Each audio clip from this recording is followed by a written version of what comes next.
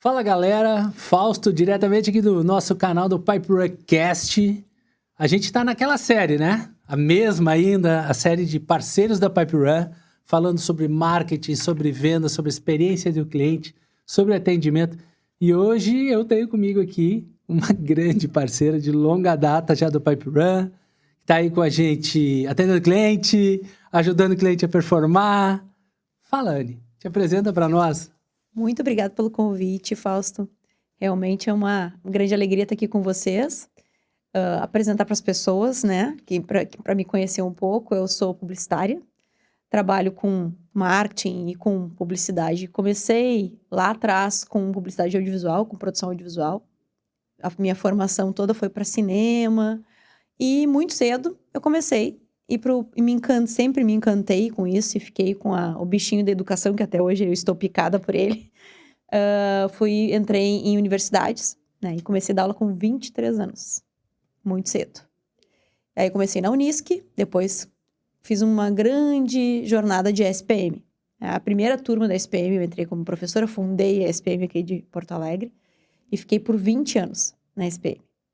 E na SPM eu tive uma carreira por várias áreas, né? Graduação, pós-graduação, cursos de extensão, muitos cursos de férias, né? Toda essa área de cursos livres de extensão eu toquei por muito tempo. E um bom tempo na área de marketing da SPM. Então, lá foi uma grande escola, né? Um grande tempo de aprendizado, né? Ensinando, mas aprendendo muito.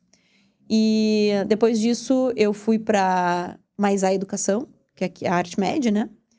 Ali já comecei a entrar nesse universo na medicina e hoje trabalhei muito tempo, numa empresa, 4 anos, numa empresa que se chama Grupo Leger. E nessa empresa eu atuei como head de marketing de 7 negócios, 7 marcas relacionadas à saúde, né? Principalmente saúde.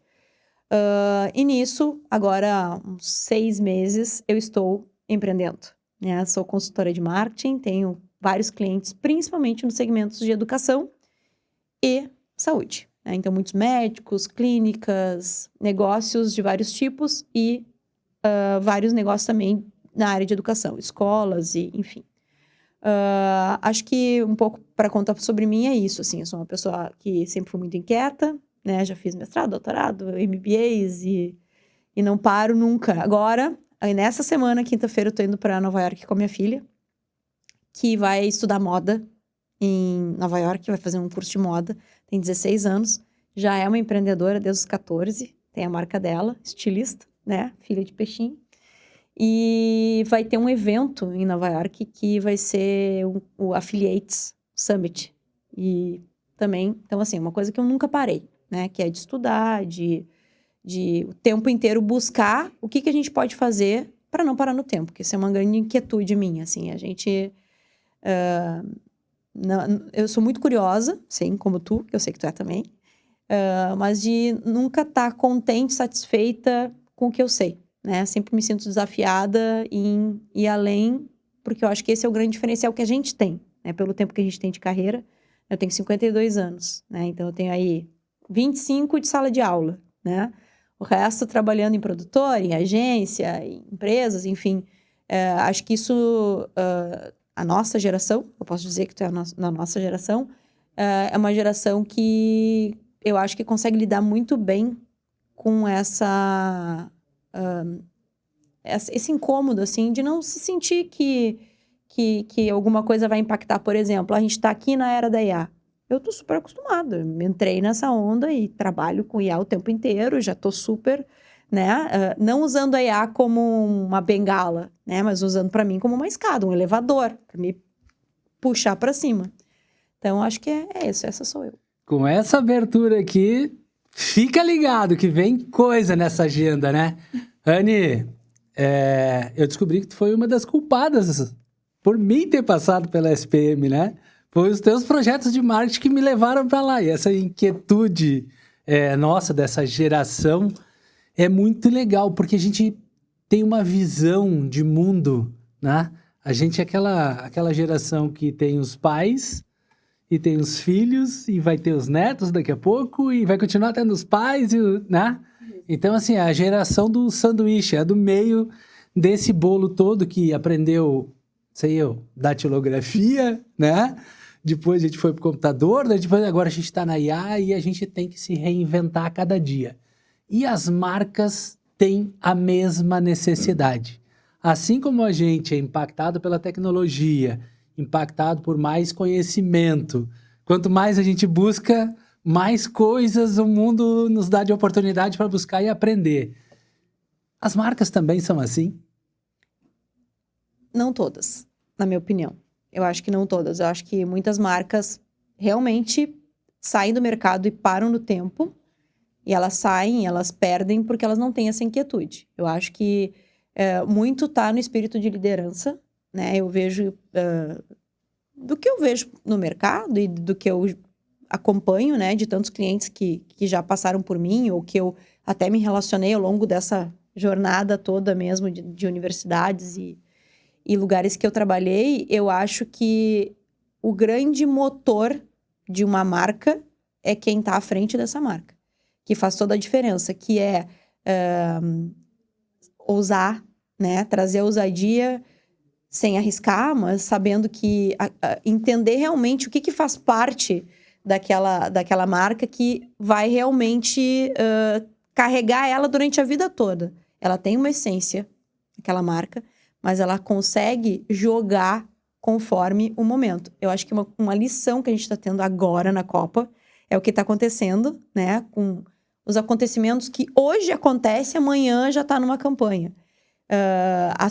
Os diferentes formatos incríveis que nessa Copa a gente conseguiu ver das marcas se inserirem e darem jeito de aparecer. Das formas mais absurdas e que a gente nunca imaginaria isso há 30 anos atrás. A gente tem, na PipeRun, a gente tem perfis de clientes, né? E aqui a gente também tem perfis de ouvintes que normalmente são empresários, são gerente de marketing, gerente de tecnologia. Quem toca, né? Essas empresas que são empresas de 10 a 100 milhões de faturamento, outras de 100 a 500, né? Eu sempre brinco que são 3 perfis muito diferentes. Tecnologia, geralmente, o faturamento é menor do que uma indústria, que o faturamento é muito maior, que gira produto físico e tal. Olhando para bens de consumo, olhando para alimentação, bebida, né? Bens de consumo geral, roupa, têxtil, a gente que viveu, né, os fast fashion por aqui e atendeu grandes marcas nessa linha. Valor de marca. O que o empresário que está nos ouvindo hoje, o gerente de marketing que está nos ouvindo hoje, que está aí acostumado com fazer ads, fazer campanha, performance, está passando trabalho agora com custo de aquisição, o que essa turma deveria estar olhando? Que aqueles livros que a gente estudou, sabe? Que de vez em quando a gente tem que ir lá dar uma relida, né? Para construir marca nesse modelo, nesse momento de mercado que a gente tem de redes sociais e essa busca por atenção o tempo inteiro. Eu acho que a pergunta é muito fácil. Algumas marcas entendem isso e cuidam isso na ponta, mas eu acho que a única resposta que a gente tem o único ponto que mais as marcas devem se preocupar e que os gerentes de marketing, todas as pessoas que trabalham com marcas têm que se preocupar é olhar para o cliente. Quem compra é quem tem que ser percebido. E eu acho que esse é o grande pecado, é o grande erro que as marcas cometem. Elas não olham, elas não fazem... não, a gente estuda o cliente, a gente sabe quem é a nossa persona, a gente sabe... Mas assim, pesquisa, experiência. Realmente,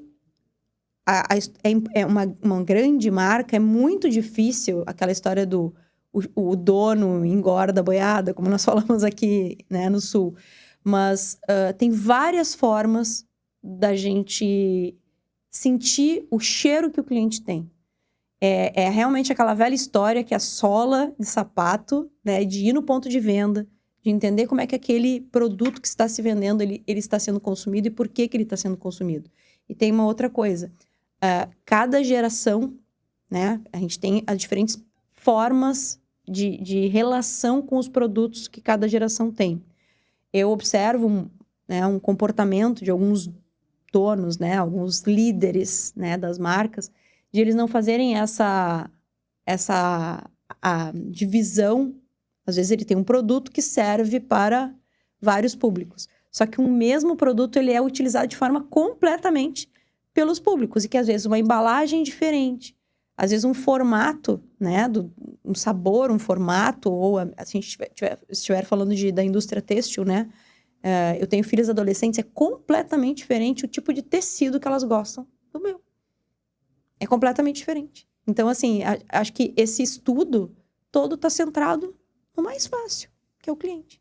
Eu acho que esse é o grande pecado que a gente continua cometendo, que a gente cansou de falar sobre isso, mas, né, a gente ouve muito falar sobre isso, os livros falam sobre isso, mas, na prática, isso não acontece.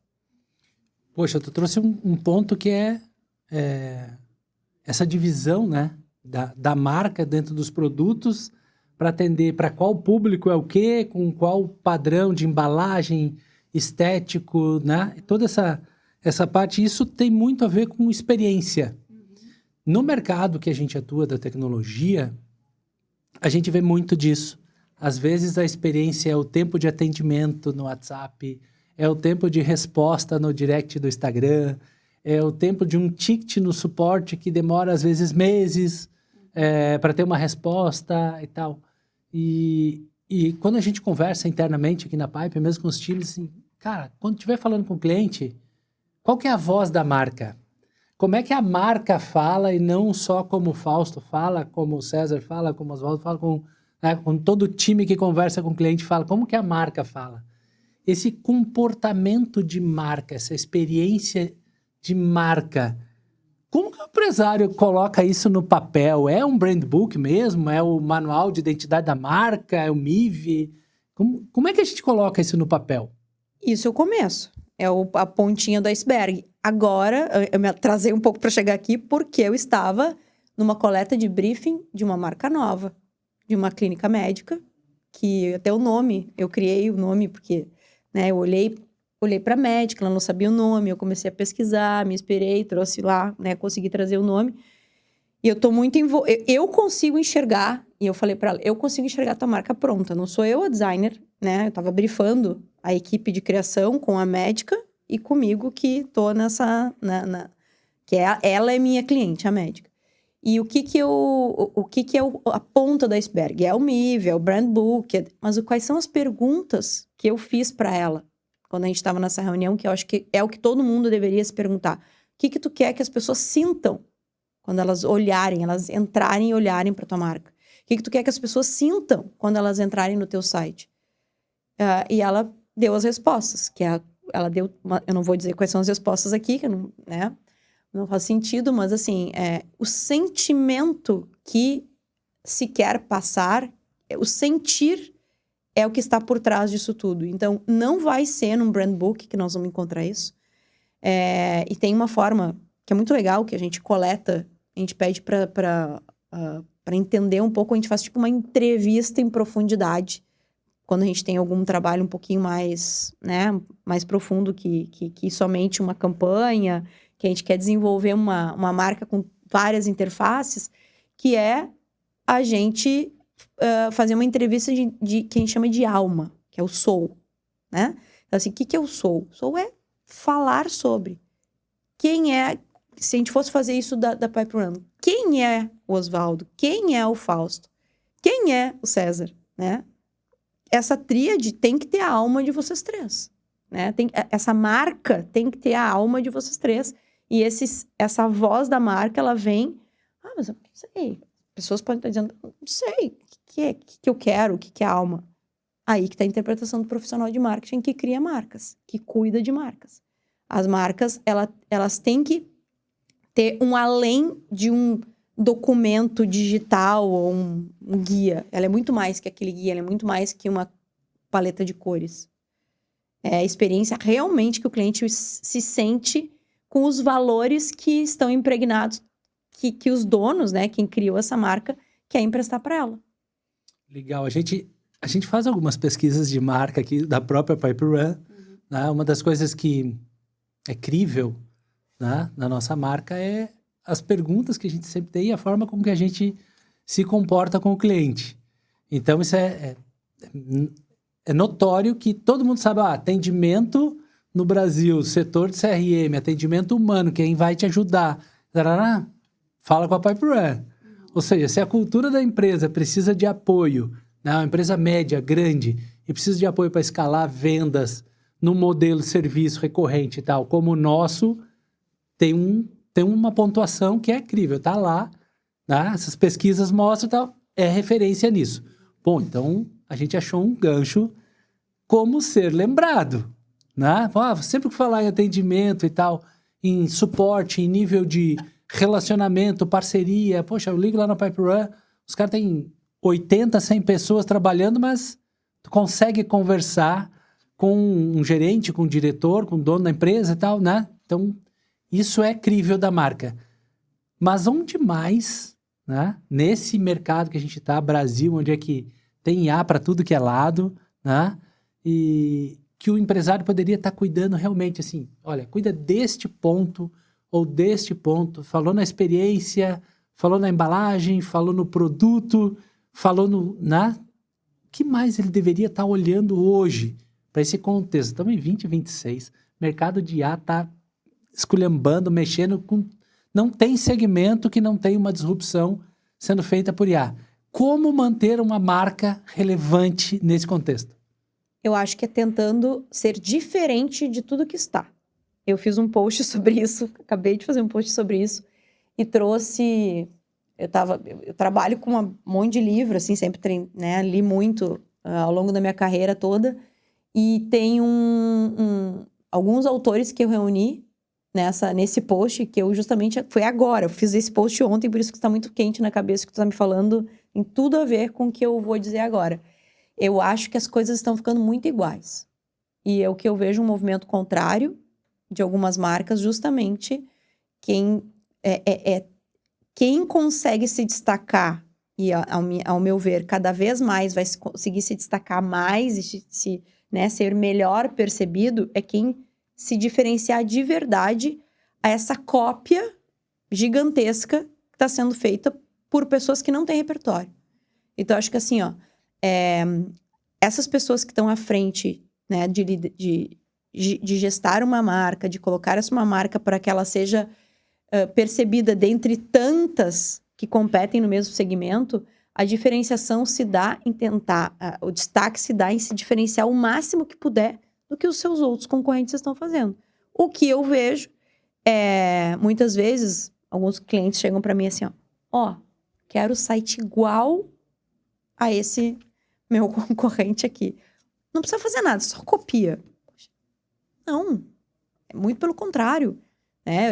Então, eu acho que o que eu poderia dizer no momento que nós estamos vivendo, com essa proliferação, com a disseminação, com a facilidade que é utilizar o recurso, a ferramenta, saber usar a ferramenta e saber principalmente quem está à frente de uma marca, exatamente o que se quer para ela, não só pelo brand book, mas porque nós já falamos aqui, conhecer o consumidor, sentir como esse produto é utilizado, entender o ponto de venda. Acho que são todas essas coisas que, numa campanha em si, elas descolam do que a IA entrega.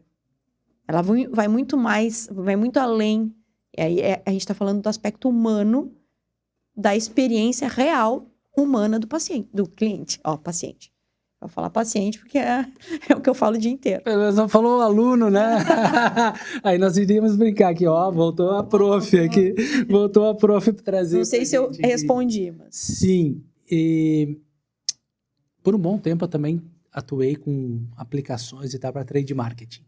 Foram mais de 300 mil promotores de marcas colocando produto na gôndola e tal, e a gente fazia esses projetos da tecnologia ou para logística, para que chegasse o produto no ponto de venda, né, bem embalado, não tá uma caixa amassada, não tá o logo rasgado, não ter a embalagem da Coca-Cola sem a figurinha dentro, né, dentro do ponto de venda. Lembrança de marca. Lembrança de marca. Quando a gente olha para uma Coca-Cola, não tem como não lembrar para as campanhas de Natal, né? quando a gente olha aqui no Sul, a gente tem marcas muito fortes aqui no Sul, mas não tem como não pensar em Panvel e pensar uma rede de farmácias do Rio Grande do Sul, Santa Catarina, Paraná, até agora tem lojas em São Paulo também, que trabalha muito emoção, né? Uma rede Zafari que trabalha emoção, né? Uma Renner que a gente viu crescer aqui, né? Viu esse movimento do fast fashion e tal. Todas essas marcas, elas trabalham emoção. Seja uma Coca-Cola multinacional, seja uma marca regional aqui do Sul. O quanto a emoção, hoje, dentro das redes sociais, está impactando nessa construção e posicionamento de marca? Eu acho esse ponto uma pena, o que a gente está perdendo e o que nós vivemos, né? Da maneira como as marcas trabalhavam a emoção. Hoje a gente consegue ter um impacto muito menor, por quê? Eu trabalhei com audiovisual há muitos anos e a emoção ela é construída com o tempo. Então, o tempo da rede social, ele às vezes não permite que essa emoção chegue. A emoção, a construção de uma história, de um storytelling, às vezes na rede social, no tempo que se tem. Então, assim, não, mas existe ainda outros formatos, né, de impactar o consumidor. Mas eu percebo e eu acho não, tenho certeza que é muito mais difícil para uma marca hoje ela impactar pela emoção. Então, o caminho de emoção e razão, se a gente for colocar na balança, eu acho que hoje tem muito mais razão, que é o racional de comprar, de fazer parte, ou uma busca emocional de outra forma. Por exemplo, eu tenho filhos adolescentes que é TikTok. Né? Elas estão no... Instagram é velho para elas. Instagram não existe feed, elas só conversam, né, no privado. É outro recurso. Então, primeiro, a marca tem que estar pronta para entender aquilo que nós falamos antes. Como que eu vou... Se eu tenho um produto para esse segmento, como que eu vou conversar com ele? Quando eu estou falando no aspecto emoção, essa emoção que tu citou dessas campanhas, infelizmente, falso, são poucas. Hoje, por exemplo, o Boticário, né, ainda faz algumas campanhas assim, ainda tem os recursos, mas que forma a gente vai atingir a emoção se não pela imagem? Seja a imagem estática ou em movimento, por uma história contada, mas é difícil. É o tempo que os espectadores, as pessoas, os usuários, né, os clientes param é muito menor do que esse tempo que nós fazíamos peças que emocionavam. Olhando para esse ponto de vista, eu tenho estudado muito isso, né? As redes sociais a captura da atenção. Cada vez mais os algoritmos, né, trabalham com a gente para isso, essa busca da atenção e cada vez mais tempos mais curtos. Vídeos, peças mais curtas, aquela propaganda, né, um intervalo de 15 segundos, 30 segundos estou voltando, 1 minuto estou voltando. 1 minuto já está raro na televisão pública, a televisão aberta. Nas redes sociais isso não faz nem sentido. A gente está aqui num podcast gravado, né, que vai ter 1 hora de duração. A gente pode cortar, pode editar, vai ter vários cortes e tal sobre isso. Mas olhando para a linha geral e olhando para as produções cinematográficas agora, novelas mais curtas, filmes, curta-metragem voltaram a ser moda, né? Filmes de 15, 30, né? Micro-histórias e tal, tem ocupado cada vez mais o espaço e tem ocupado timelines deste tipo. A própria Globo lançou agora um canal específico para esses vídeos curtos e tal, né, pequenas séries. Essa tendência, ela é só, ou boa parte, em função da atenção de redes sociais, que ninguém para mais para ter profundidade em nada, ou simplesmente porque o algoritmo obriga quem trabalha com marca a fazer isso realmente? Acho que as duas coisas. Eu acho que a maneira como a cultura, né, se estabelece, principalmente se a gente está falando da cultura brasileira, né? Então, assim, acho que também agora a gente vai voltar para a nossa origem, que é a educação, né? Então, A maneira como como a educação leva para um povo ser mais aberto, né, a aceitar o tempo e parar e parar para ouvir, parar para escutar, e parar para receber alguma coisa. Eu sinto, né, trabalhando com marcas, que cada vez mais o povo brasileiro é um povo mais inquieto, né? Então, assim, olhando para as outras culturas e eu sou bastante curiosa também, bastante com cinema de outras, né, origens que não só, né, americana, óbvio, mas brasileira. Eu tô falando de outro tipo de cinema europeu, por exemplo, né? Que tem essa forma de trabalhar a noção do tempo diferente da gente. Eu acho que as marcas de cada negócio, de cada país, ela se adapta conforme quem está consumindo aquilo, né? É movido. E eu acho que a educação tem um papel muito importante para isso. Eu vejo a impaciência, por exemplo, das minhas filhas. Eu já estou sempre, né, voltando, porque a gente está convivendo aí com os nossos filhos e vendo uma outra geração. Em leitura de livros. É muito difícil. Porque apesar da gente cuidar, controlar, a gente não pode negar. Elas estão aí convivendo com um algoritmo, mostrando para elas tempos curtos, incentivos neurais muito rápidos. Tudo muito fragmentado. Não sei se teus filhos são assim, mas a minha mais nova, quando eu vejo, ela tá vendo, ouvindo, assistindo coisas em duas vezes. Poxa, como é que ela consegue, né? Imagina a cabeça de um adolescente assim. Eu digo, para com isso, assiste no normal. Então, se ele não tem paciência nem de assistir um vídeo no tempo normal, o vídeo é curto, não assistir no tempo normal, imagina o resto. Então, eu acho que existe um papel muito importante aí das escolas. E é uma coisa que me preocupa bastante. E acho que daí, eu tô falando tudo isso porque as marcas têm que se adaptar a essas realidades. A nossa realidade do Brasil é uma realidade acelerada, ao meu ver. Não sei se tu concorda comigo. É o país mais ansioso do mundo, né? Eu tava lendo um artigo científico na Nature. Brasil, país mais ansioso do mundo. Uhum. Ou seja, o nosso dia a dia está fazendo com que as marcas sejam parte disto. Rasas também, né?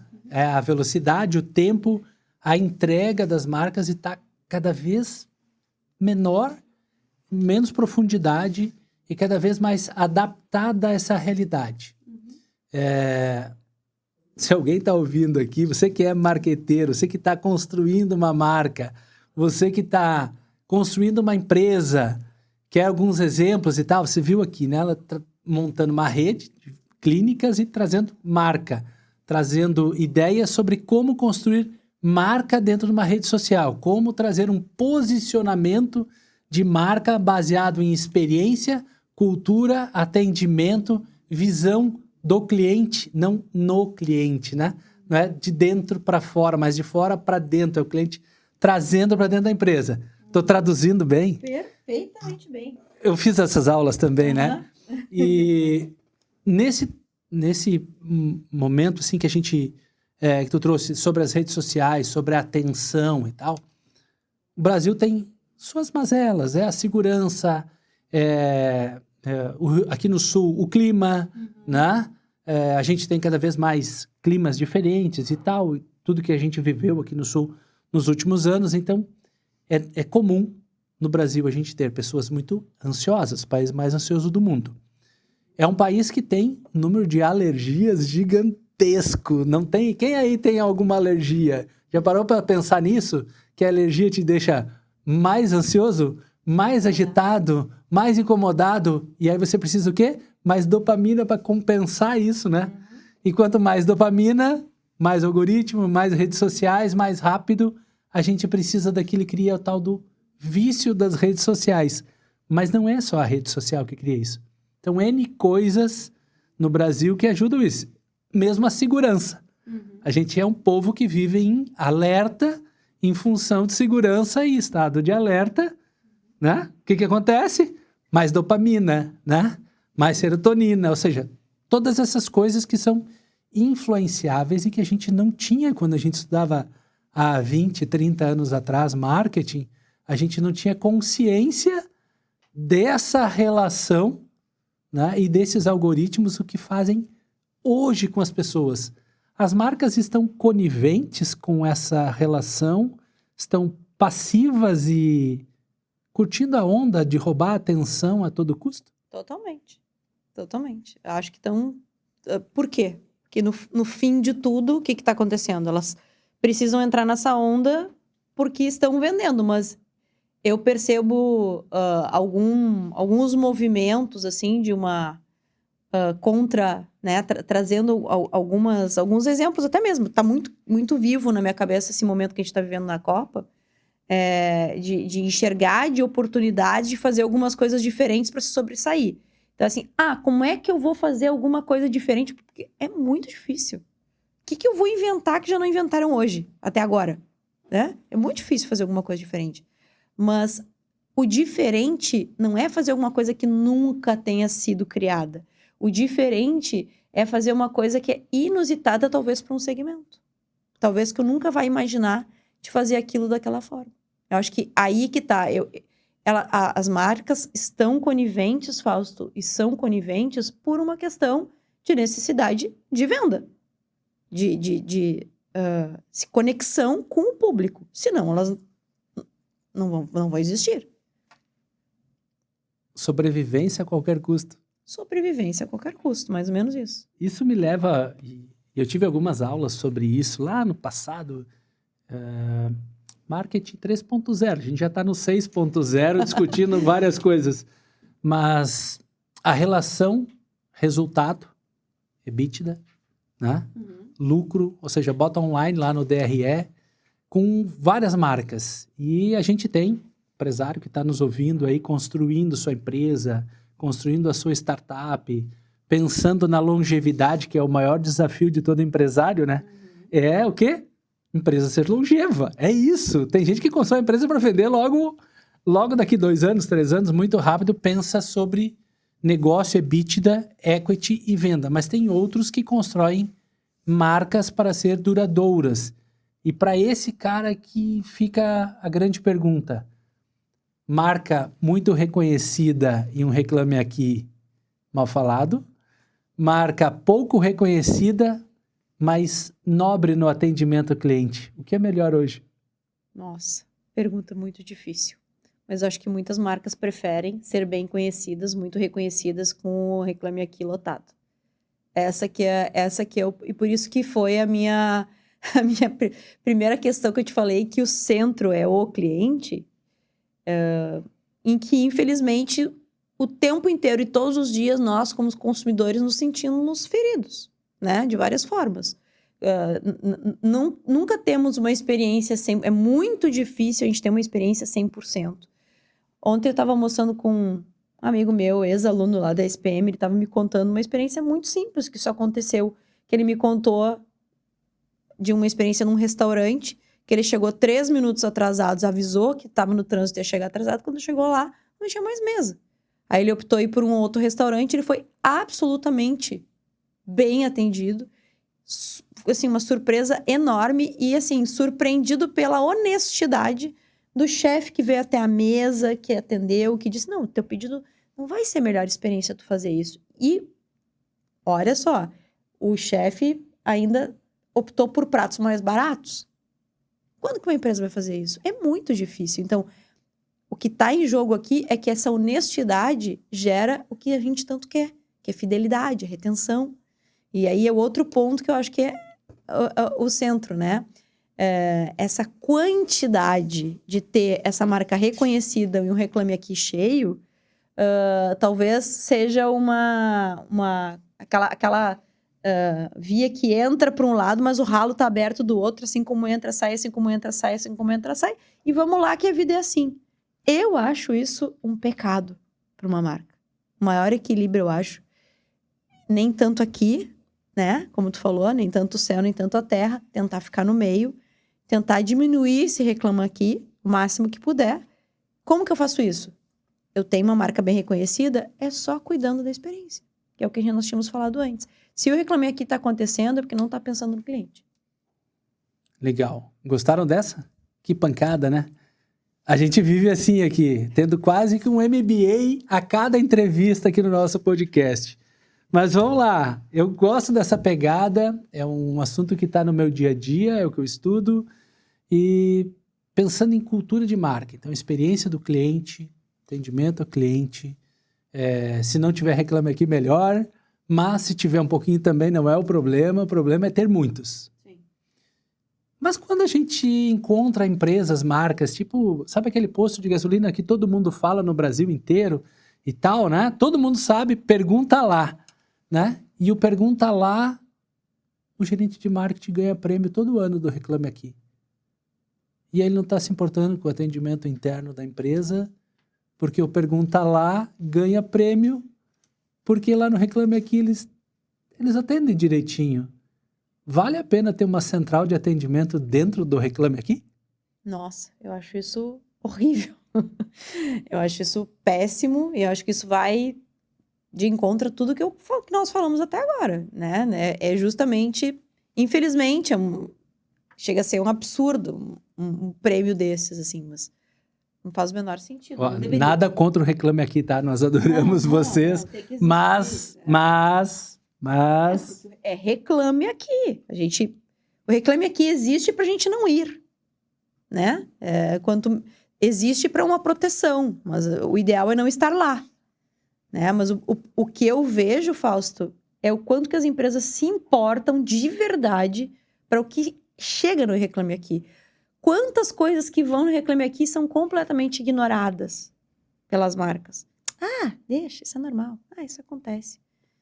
Isso faz parte. Então, assim, eu acho que acho que todas as marcas, todas as empresas deveriam se incomodar muito mais com o que é reclamado do que com o que é elogiado. Porque os elogios vêm, com certeza, em bem menos quantidade do que as reclamações. Sempre. O ruim vai sobressair o bom. Então, assim, claro que o bom a gente tem que, né, fazer aparecer, assim como cultura de RH, de funcionários, comportamento, né? Uma marca só acontece e se ela só se mantém bem no mercado se ela tiver um bom time, feliz, né? Fazendo um bom trabalho, que senão não se perpetua. Mas eu percebo, assim, em todos os negócios que eu percorro, como é pouco levado em consideração o que chega de coisas ruins, assim.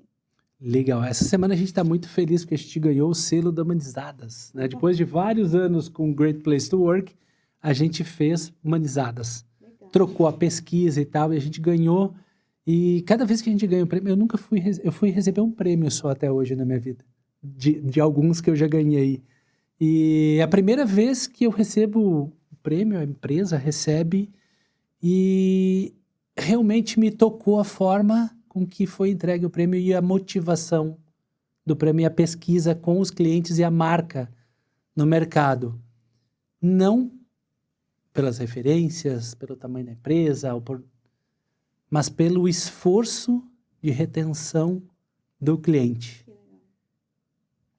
Que legal. Esse foi um ponto que realmente eu gostei do prêmio da Humanizados. Fica aí um abraço para a galera do Humanizados. Obrigado pela entrega, obrigado pelo prêmio. A galera aí do vídeo pode colocar aí o nosso logo, né, que a gente acabou de ganhar. Mas o grande motivo que realmente é um reconhecimento é pelo nosso esforço de manutenção e longevidade do cliente da carteira. Eu posso não vender 1.000 clientes por ano, mas eu prefiro vender 500 que fiquem vários anos com a gente. Então essa é a nossa pegada aqui da recorrência. A gente vende um software que é recorrência. Vende serviços de manutenção do cliente. Recorrência. Quanto mais tempo o cliente ficar, melhor para nós, mais a gente cresce, mais valor a gente entrega para o cliente. E aí uma pergunta, reconhecimento de marca. O que é melhor? Por significância ou por referência? Acho que referência. Eu acho que referência passa uma força maior para a marca, acho que traz mais potência para a marca. Acho que significância é importante, sim, mas ser referência, acho que tem a palavra potência é melhor, mais mais longevidade para essa marca se perpetuar. Legal. Falamos de propósito, falamos de posicionamento, falamos de visão, diferenciação. Tu jogou um ponto antes na pergunta anterior, né? Tá todo mundo fazendo do mesmo jeito e diferenciação. Eu vi o teu post, eu vi, curti e eu senti aquela pontinha do marketing que fica, né? Aquela pulguinha que fica batendo lá e não consegue parar de pensar no assunto. Eu olhei os livros, eu fui ver se todos eu tinha. E aí eu olhei os livros e tal. Qual que é a diferenciação? Tá todo mundo indo para o mesmo lado. Efeito manada? E esse efeito manada não é bom, então? Eu não acho. Eu acho que o efeito manada é bom para algumas coisas, né? E uma coisa que me deixa um pouco também ansiosa, né? É essa questão que nós temos que lidar hoje com essa movimentação do algoritmo. Temos que fazer assim porque o algoritmo vai te emprestar, né? Vai te dar mais relevância se fizer desse jeito. Acho que o efeito manada, ele nos traz para um lugar que é pouco perene, assim. Ele vai durar muito pouco. Sim, então, acho que uma marca que ela quer ser mais perene, ela precisa se diferenciar para ir justamente pelo caminho contrário. Se há governo, sou contra. No caminho contrário, eu não posso ser completamente diferente do meu segmento, mas se eu fizer igual a todos os meus concorrentes, como que eu vou me diferenciar? Não existe diferenciação com igualdade. Boa. Marca tem personalidade, então? Total. Completamente personalidade. Aí que tá a grande diferença. Uma marca que é uma marca que vai se diferenciar, ela deve ter personalidade, muita personalidade. As marcas que se destacam são só as marcas que têm realmente uma personalidade forte. Legal. Nós estamos no mês 7. A maioria das equipes de marca começam a trabalhar no mês 8 já para as campanhas do próximo ano, né? As campanhas de Natal já estão aí, já estão desenhadas, né? Dentro das empresas todo mundo já sabe, né? E já estão trabalhando o planejamento estratégico de 27. Como construir uma identidade que realmente torne isso, crie essa diferenciação? Eu acho que é um exercício, Fausto, que eu acho que pouquíssimas marcas fazem, assim, das grandes fazem, né? Mas acho que um olhar para dentro, principalmente quando a gente consegue realmente olhar para dentro, buscando acho que existe pouco diálogo com todos os pontos de contato que uma marca tem. Quem está dentro, que são os colaboradores, eles sabem o que faz sentido. Só que a gente não consegue mergulhar, extrair, né? Quais são os problemas que tu tá sentindo, que tá acontecendo quando a marca tá nos diferentes pontos de contato? Ponto 1. Ponto 2. O mergulhar para fora, que é o que eu tinha comentado.